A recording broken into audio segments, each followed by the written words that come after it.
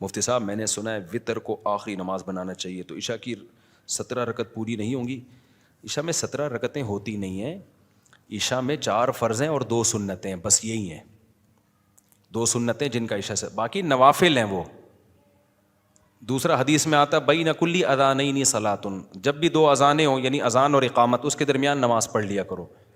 تو علماء نے کہا اس حدیث کی روح سے ہمیں عشاء کی اذان اور اقامت کے درمیان نماز پڑھ لینی چاہیے، اس حدیث کی روح سے نفل ہے، پڑھ لینی چاہیے، اچھی بات ہے۔ تو اب کتنی پڑھنی چاہیے؟ تو حدیث میں کوئی تذکرہ نہیں ہے کہ کتنی پڑھنی چاہیے۔ علماء نے کہا قیاس کیا ہے کہ دیکھو فجر سے کی 2 رکعتیں ہوتی ہیں تو اس سے پہلے بھی کتنی ہیں؟ 2 ہیں۔ ظہر کی 4 رکعتیں ہوتی ہیں، اس سے پہلے بھی کتنی ہیں؟ 4 ہیں۔ عصر سے پہلے بھی حدیث سے ثابت ہے 4 رکعتیں۔ تو اس سے پتہ چلتا ہے عشاء کی 4 ہیں تو احتیاطاً کتنی پڑھ لو؟ 4 پڑھ لو۔ لیکن یہ سنت مؤکدہ نہیں ہے، نہیں بھی پڑھے تو بھی ٹھیک ہے۔ سنت مؤکدہ جو ہے نا وہ صرف عشاء کے بعد 2 سنتیں، اس کے بعد نوافل بھی وہ تو جتنے 2 پڑھو، 4 پڑھو، 10 پڑھو، نہیں بھی پڑھو تو بھی ٹھیک ہے، وہ ہر آدمی کی اپنی غریبی ہے۔ تو علماء نے کہا کم از کم 2 نفل پڑھ لو، بہتر ہے۔ تو یہ نفل کے طور پر کہہ دیا انہوں نے، کوئی ایسا نہیں ہے۔ پھر وطر تو رات کی نماز ہے، وطر عشاء کے بعد اس لیے پڑھے جاتے ہیں کہ ایسا نہ ہو قضا ہو جائیں، کیونکہ وطر کے بارے میں بہت شدید وعیدیں ہیں حدیث میں، تو وطر چھوڑنے کی اجازت نہیں ہے۔ امام احمد بن حنبل جو امام بخاری کے استاذ ہیں، ان کا تو قول ہے کہ جو وطر کی نماز چھوڑ دے اس کی گواہی جائز نہیں ہے۔ آج کل ایسے اسکالرز بھی آئے کہہ رہے ہیں وطر، ایک آدمی نے بتایا کہ ہمارے گاؤں میں لوگوں نے وطر پڑھنے چھوڑ دیے، کسی نے کہا ہے کہ بس 5 نمازیں فرض ہیں اور باقی سب غریبیاں ہیں۔ تو ایسا نہیں ہے، سنت مؤکدہ کی بھی ویلیو ہے اور وطر تو لازم ہے۔ کوئی بھی امام اس کا قائل نہیں ہے کہ وطر چھوڑنے کی اجازت ہو۔ ہاں الفاظ کا اختلاف ہے، کسی نے سنت مؤکدہ کہا، کسی نے واجب کہا، لیکن ضروری سب کے نزدیک ہی ہے۔ تو اب وہ اس کا عشاء سے تعلق نہیں ہے، پوری رات میں جب چاہے پڑھو۔ حدیث میں آتا ہے سب سے آخر میں وطر پڑھو، لیکن ہم لوگوں کو مشورہ اس لیے دیتے ہیں جلدی پڑھنے کا کہ تہجد میں پتہ نہیں آنکھ کھلے نہ کھلے، تہجد کی ہمت ہو نہ ہو تو قضا نہ ہو جائیں۔ اور یہ بھی حدیث سے ثابت ہے، حضرت ابو ہریرہ چونکہ دیر سے سوتے تھے، طالب علم تھے، تو فرماتے ہیں مجھے نبی نے وصیت کی تھی میں ہمیشہ وطر پڑھ کے سویا کروں میں، تاکہ وطر قضا نہ ہو۔ تو جس کو قضا ہونے کا ڈر ہو تو وہ پڑھ لے، پھر رات کو تہجد میں آنکھ کھلے تو اس کے بعد بھی پڑھ لے۔ تو بہتر ہے کہ وطر آخر میں پڑھیں، لیکن یہ کوئی واجبی حکم نہیں ہے، اگر پہلے پڑھ لیے تو اس کے بعد بھی ہو سکتا ہے۔ تو 17 رکعتیں اس طرح سے بنائی ہیں کہ 4 پہلے، پھر 2 بعد میں، اور خود عشاء کی 4، تو 4 دونی 8 اور 2 6، پھر 3 وطر۔ اچھا پھر وہ 2 نفل اور پڑھ لیتے ہیں تو 8 ہو گئے، 3 وطر کتنے ہو گئے؟ 11 12 13 بن رہی ہیں، ابھی 17 تو نہیں بن رہے۔ 17 کہاں سے آ گیا؟ پھر 4 پہلے، پھر 4 فرض، 8 9 10 11 12 13 14 15، ہاں پھر وطر کے بعد بھی 2 17۔ تو اس طرح سے تو یہ لازمی نہیں ہے۔ اصل جو عشاء کی رکعتیں صرف 6 رکعتیں، 4 فرض اور 2 سنت، تو ہلکی ہو گئی نا نماز بہت۔ اب بچوں کو جب 17 بتاتے ہو تو بے ہوش ہو جاتے ہیں۔ غیر مسلم نیا مسلمان ہوا، آپ کے عشاء کی 17 رکعتیں، وہ کیا کہے گا؟ گیا کام سے یار، ایک عشاء ہی پڑھتا رہوں گا میں ساری زندگی۔ تو اس کو بتاؤ 4 فرض پڑھ لو اور 2 سنتیں مؤکدہ۔ اور یہ سنت مؤکدہ بھی کبھی تھکاوٹ زیادہ ہو، سفر ہو تو اس میں بھی چھوڑ سکتے ہو، پھر صرف 4 فرض پڑھ لو اور 3 وطر پڑھ لو، وطر نہیں چھوڑ سکتے کسی قیمت پہ، سمجھتے ہو؟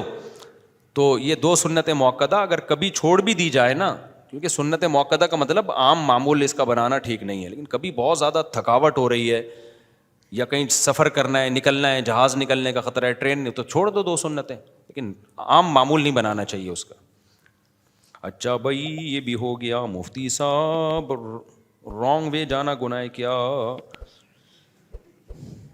پیچھے ابو یا نانا بیٹھے ہوئے ہوں تو یہ کیا لکھا ہوا ہے، ٹریفک جیم ہو اور اپنی لائن میں، بھائی رانگ وے جانا ٹھیک نہیں ہے، لیکن بعض دفعہ ایسا ہوتا ہے کہ رائٹ وے پہ کم وقت جانے ہی نہیں دے رہا ہوتا، تو پھر مجبوراً گٹر کے ڈھکن پہ سے فٹ پاتھ پہ چڑھا کے گزارنی پڑتی ہے۔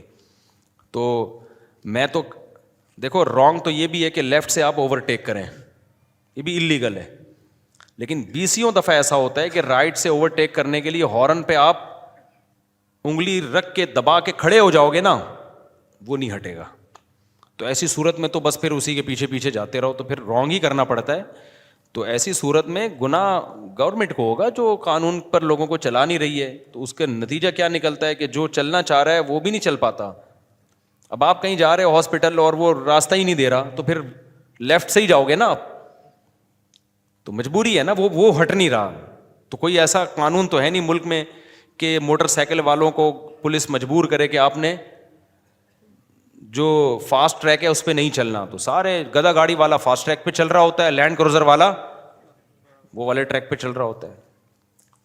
تو وہ اگر گدا گاڑی وہ صحیح ٹریک پہ چلے گا تو وہ گدا گاڑی آگے وہ راستہ ہی نہیں دے رہا ہوتا, اور گدھے کو ہٹنے میں ٹائم کتنا زیادہ لگے گا. تو بندہ کہتا ہے پھر میں نے لینڈ کروزر خریدی کیوں ہے اگر میں نے گدھے کے پیچھے ہی چلنا تھا. مفتی صاحب میں نے سنا صدقہ صرف لوگوں کو دیتے ہیں, مسجد میں نہیں ہوتا ہے بھائی, صدقہ ہر جگہ لگ جاتا ہے. زکوٰۃ, فطرانہ, قسم کا کفارہ, یہ چیزیں مسجد میں نہیں دی جا سکتی. میری شادی ابو 19 سال میں کروا رہے ہیں اور کچھ ہوشیار کہہ رہے ہیں کہ ایسے کام مت کرو جس سے نظر لگے, اس کا کیا مطلب ہے؟ 19 سال تو بہترین عمر ہے یار, خاندانی, اس کے ابا بھی خاندانی ہے جو آپ کی شادی کرا رہے ہیں, بہترین عمر شادی کی. ویسے تو یہ بھی لیٹ ہے, میڈیکل سائنس کہتی ہے 16 سال کی جو ایج ہے نا, 16 سال کی جو ایج, اس میں جو شادی کے جذبات اور جراثیم ہوتے ہیں وہ قیامت تک دوبارہ نہیں لوٹتے. جو 16 سال میں جذبات ہوتے ہیں نا, یہ ڈاکٹروں کی رپورٹ پیش کر رہا ہوں, تو اس وقت جو شادی میں اللہ نے لذت رکھی ہے وہ کبھی بھی نہیں آتی دوبارہ. اب وہ کم ہی ہوگی, بڑھے گی. 16 کے بعد جو ہے نا آہستہ آہستہ کیا ہوتا ہے, بہت سلولی ہوتا ہے لیکن ڈاؤن ہی ہوتا ہے آگے جا کے.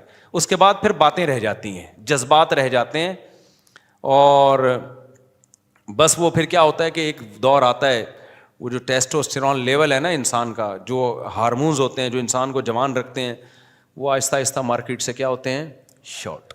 اس کے بعد اس کو شادی پہ بیان بھی برا لگتا ہے, کیا لے کے بیٹھ جاتے ہو مفتی صاحب, کیا کس سے لے کے. تو سب سے جو پیک کی عمر ہے جو ڈاکٹروں کی رپورٹ کے مطابق وہ ہے 16 سال.